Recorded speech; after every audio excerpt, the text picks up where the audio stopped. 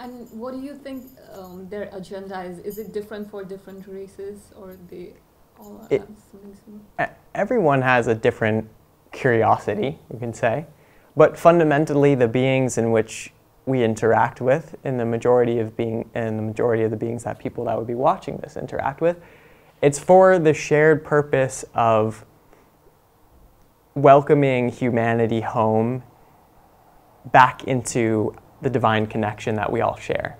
It's welcoming humanity back into love, divine love, and getting us to see that we are part of a community, a galactic community that expands far more than just our reality and our planet.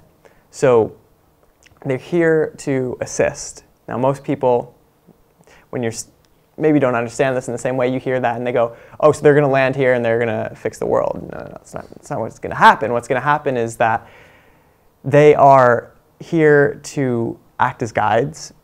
They're here to impart some knowledge and some healing when it's necessary. But it's very, very, very much up to us to take it into our own hands, to become more conscious, and to take action steps that will help the restoration of our planet. A lot of them have communicated to me is the fact that it's only until we reach this point where we're able to feel empowered enough and to really own our role as stewards of this planet and really get ourselves into a position where we're taking the steps to restore this planet and to bring harmony to the planet through bringing harmony into our own lives. It's only up until that point that they'll come and assist in a more physical way.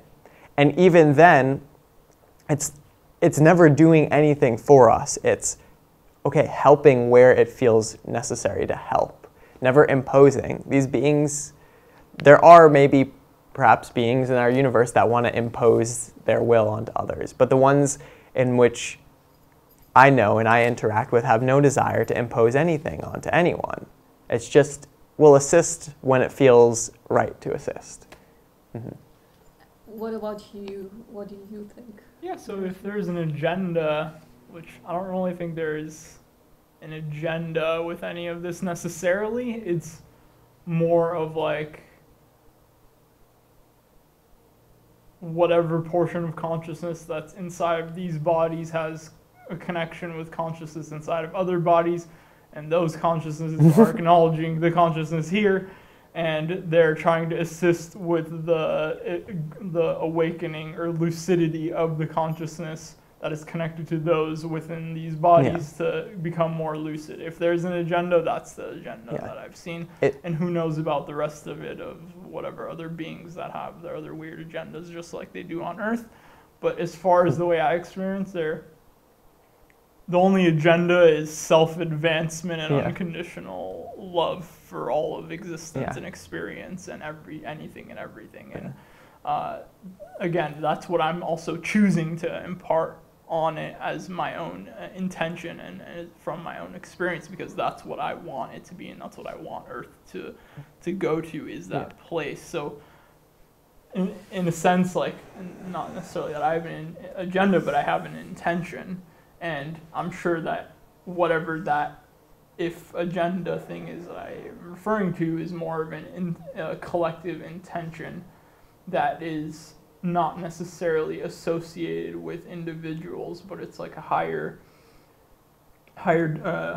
dimensional or hyperdimensional state of consciousness that whatever is more in a godly sense has imparted a certain state of growth to occur that's like fractally going down through these branches of consciousness that are going from infinity back into singularized portions but are still connected to infinity, and then are like slowly imparting this intention of conscious advancement in a certain sector of existence, basically.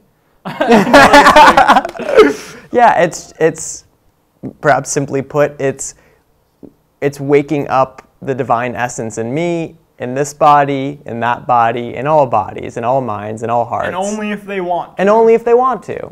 Because ultimately the highest portion of existence, the what we can consider God or source or these kinds of ideas, it's creating all of this out of love, whether we want it or not. So whether we as individuals choose to acknowledge that higher portion of self or not, the source, the prime creator, is going like, it's all good. It's all good. Hyperconscious singularity. Right, the hyperconscious singularity, as he refers it to. It doesn't have a name. This is ultimately the thing. What we consider God and these higher portions of self, they don't have a definition, but you can understand it and feel it as you are a part of it.